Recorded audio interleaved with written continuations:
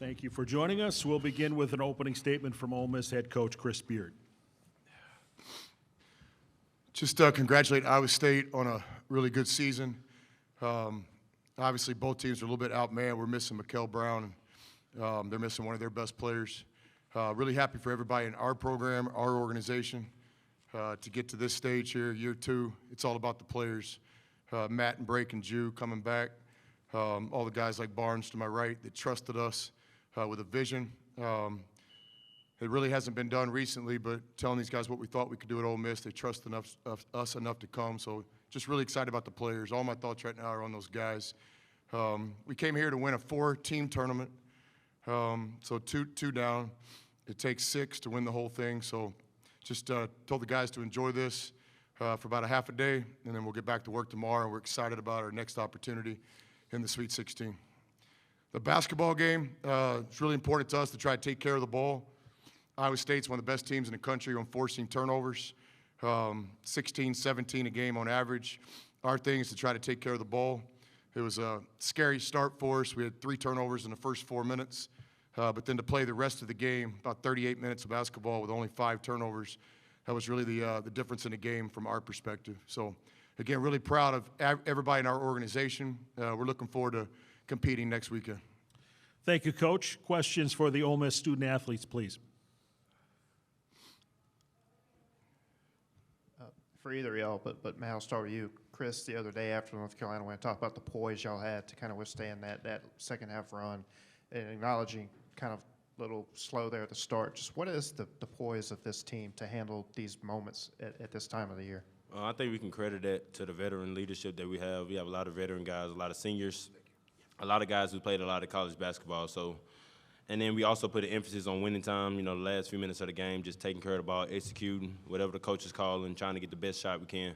So I could just credit the coach for challenging us in practice to win in those moments and just us going out there and executing it. Cheers.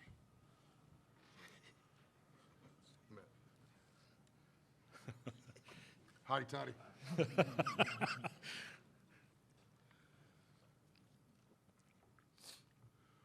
For both players, Chris referred to the first few minutes as scary. They jumped out to an 8-point lead. After that, you guys dominated the game.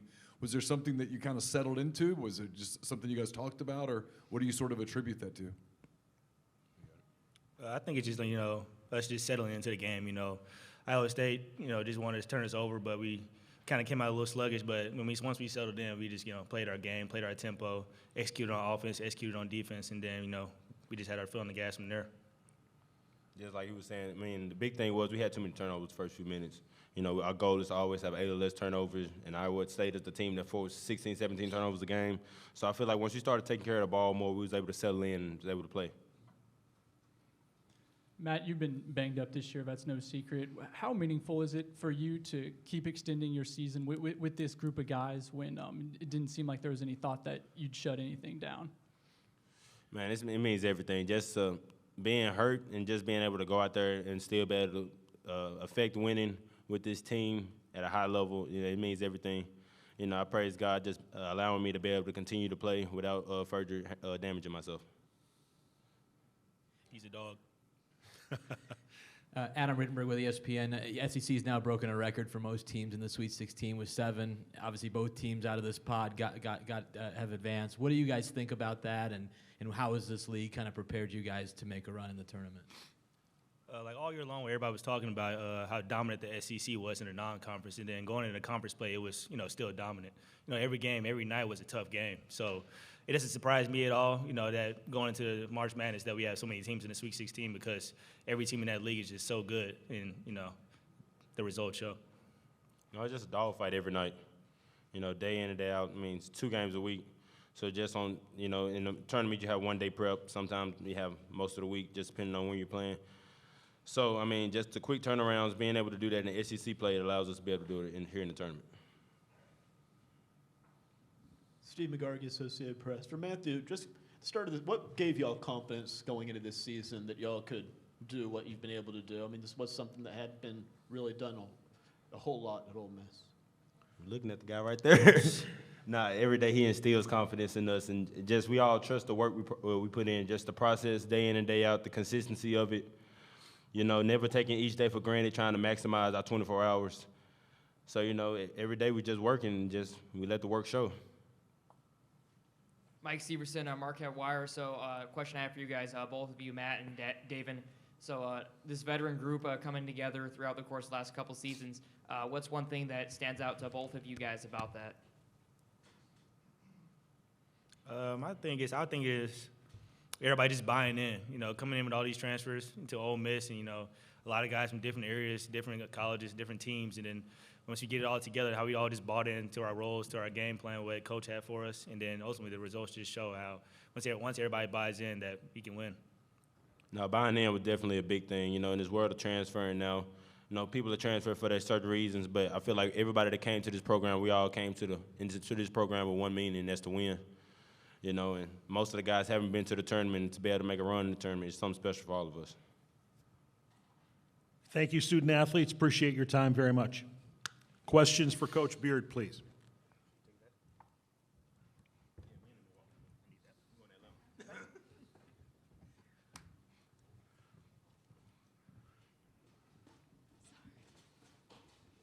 Chris, I was wondering if you might elaborate on what you were talking about earlier when you said the first few minutes were scary, and then after that you guys just I played some of your best basketball this season. What do you think sort of led to the switch? Yeah, it was just kind of a disappointing start because we spent a day and a half talking about some offensive spacing and objectives, and we just kind of did quite the opposite early. But give the guys credit. We got a poised group. They allow me to be me. You know, especially Juju, he always kind of calms me down. So no, I thought we did a good job executing the game plan for probably 35 of the 40 minutes. And certainly a big part of the game plan was to try to take care of the basketball. Chris, you've obviously coached in the Big 12, really good league. Now in this league, having this type of output in the tournament to get in, but then the advancement to the next weekend, what does that mean just as an SEC coach? Yeah, it's really not about me. It's just about these players. I mean, we got guys that have played 4 and 5 years of college basketball and given everything they could have possibly given, and just haven't played in the NCAA tournament yet. So, and we felt that pressure. You know, we were kind of a, you know, win or bust team. Like we set the objective really high. You know, we want to go in the tournament. We want to have a good seed. We want to be one of those teams that has a chance to win the tournament. And, you know, Ole Miss winning the tournament, I don't know. Probable? No. Possible? Absolutely. You know, right now with our team, we're watching the Coach Valvano special. You know, we're not done yet, and players are like, you know, when are we going to finish? I said, we're going to finish on Sunday night, right before the Monday game. So it's not arrogance, but it's absolutely belief. If I didn't believe this team was capable of continuing to win games in this tournament, then I shouldn't be the coach at Ole Miss. So, but this is all about the players. You know, these guys have really bought in. They've been an unselfish group since the first day of summer. And just to see their hard work pay off, it's really rewarding. Chris, you said these guys let you be you tonight. Has this team sort of adopted your personality? Have they become more like maybe the way you are? You know, I think above all, I'm very competitive. I think above all, I don't try to think of words. I don't really care about people's feelings that I have a relationship with. So with the players, kind of a direct teaching. So, yeah, these players have allowed me to do that. Just like as a coaching staff, we've tried to reach the guys in the best way we can reach them. Some of these guys need that. They need the hard, direct message. Some of these guys need some kind of poise and confidence in moments. But I would say it's an accurate statement. These guys have allowed our coaching staff to coach them. And I think our staff's done a pretty good job allowing each guy in our program to be the best version of themselves as individuals as well. Chris, I guess kind of going off that, even from November, you've coached Dia really, really hard from what I've seen. With how he played tonight, has that paid off? He seems to really respond to how you coach him. Yeah, I thought Dia played great tonight. You know, just a handful of possessions that if he flips those, he plays elite. You know, I'd give him a grade of great, not good. He came to play, did a lot of good things, but to me, there's just such a high ceiling in his game. And our Ole Miss team right now, continuing to play in this tournament, we need Dia's A-plus game. So Dia's a really talented player. We have a relationship. I appreciate him letting me coach him in the best way I know how. Proud of him. He's put a lot of work into this, and to see the work pay off now in his, third year at college basketball, I'm really happy for Dia. Two more. Steve? Steve McGarry, Associated Press. I'm just wondering, Padula, 20-point second straight game. Just what is, with his kind of swagger, confidence, experience, what has his addition meant to this program? Yeah, I thought, the key to the game tonight is we get 5 guys in double-figure scoring. We take care of the basketball, and we are committed to the defensive end for most of the game. You mentioned Sean Padula. We have several players on our team that are fearless guys. They all have the courage to take that shot, make that play on defense. One of our challenges this year has been, when this journey started, making sure that each individual player could be the best version of themselves, but also let's work this as a team. So we spent some time this summer watching the USA Basketball documentary, trying to demonstrate how their team was a bunch of talented guys that came together with one purpose. Our team's a bunch of talented guys that come together with one purpose. Certainly not saying that we're USA Basketball talented, but there's a lot of parallels. And I think that's one of the stories of our team, is all these guys, they kind of check their egos at the door when they arrived at Oxford, and they're really playing for each other. Last one. Yeah, Coach, Dia told me that, you sold winning more than anyone else who recruited him in the portal, and that was how every conversation was Final Fours and national championships. And I guess, to go back in the locker room and see those guys after selling that and being able to say that the vision you shared was correct, how does that make you feel?